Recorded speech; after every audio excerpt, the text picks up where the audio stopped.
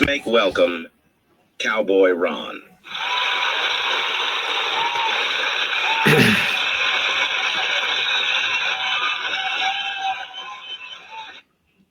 Hey, glad to be back with you.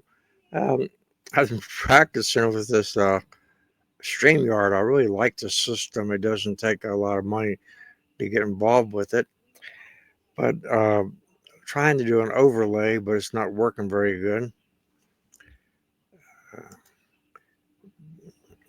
or at least I'm not working properly. But I wanted to talk a little bit about Trump. President Trump is talking about running for a third term. Can it be done? Is it legal? Would it be a good idea? And how would you feel about it? Well, let's think of what this really we're talking about.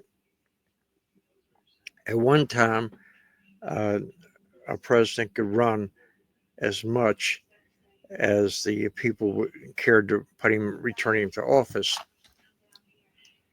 Best example of that would be President Franklin Delano Roosevelt. He was elected 4 terms. Arguably, he was the most powerful man in the history of the world. Financial powers, absolute powers because of the Great Depression and the Second World War.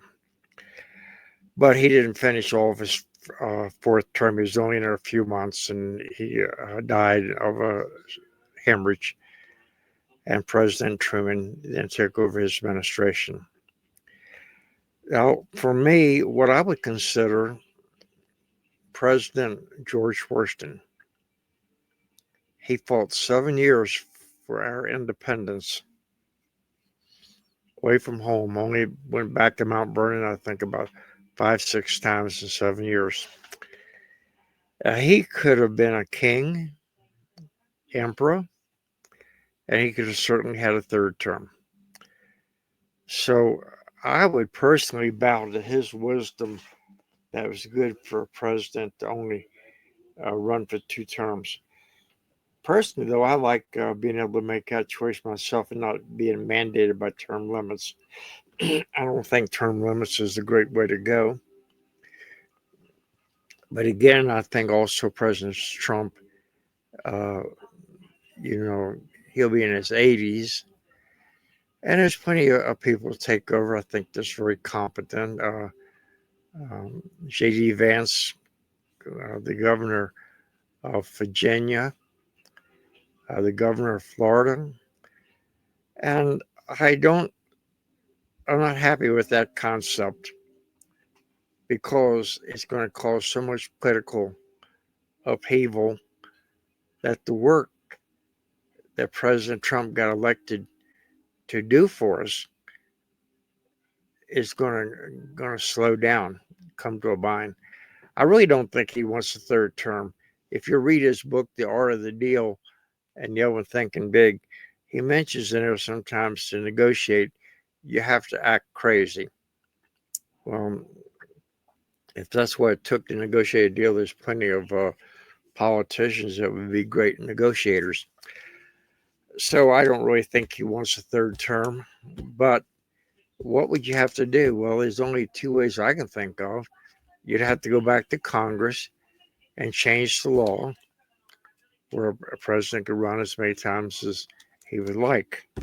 They changed it the first time from 4 terms to only 2 term limits. But that would be a 3 year debate. We can't afford that. The other thing is to go before the Supreme Court and show that when Congress did that during the Franklin Delano Roosevelt administration, that was unconstitutional. There might be some grounds. That would be the shortest way to go. But again, it's going to cause so much upheaval. Um, and if I was in Congress, if I was going to vote for a law like that, I would vote that it would go in effect for the next president. That way there'd be no um, quick pro of being involved. So again, I think that he's not going to go there. I think he just wants to dominate the Sunday news. And you know, I voted for him 3 times, and I'm really pleased that with all the things he's doing for our country. Speaking of that, let's talk a little bit about this tax bill is coming up.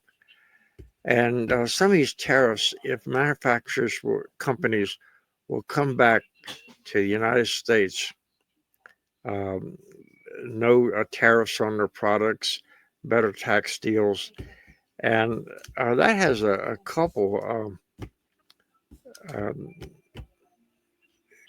good benefits to it. One of the ones that he doesn't talk about, and I'm going to talk about it because you're my friends, and I'd like to share some good information with you.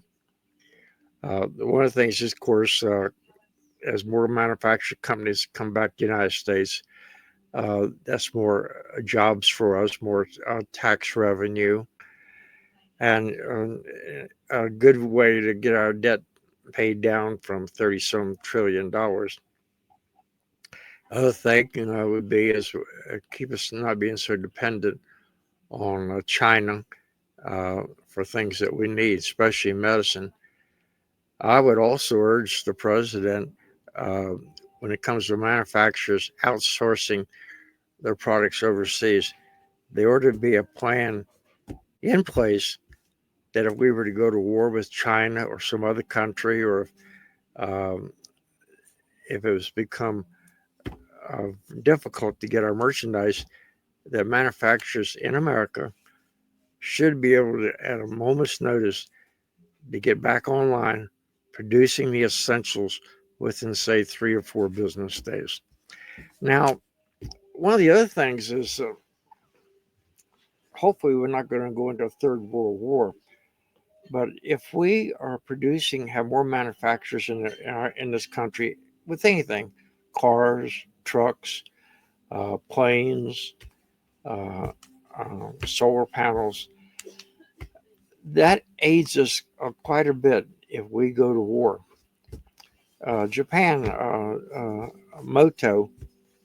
Admiral Moto, went to school in America. He understood our manufacturing outsourcing.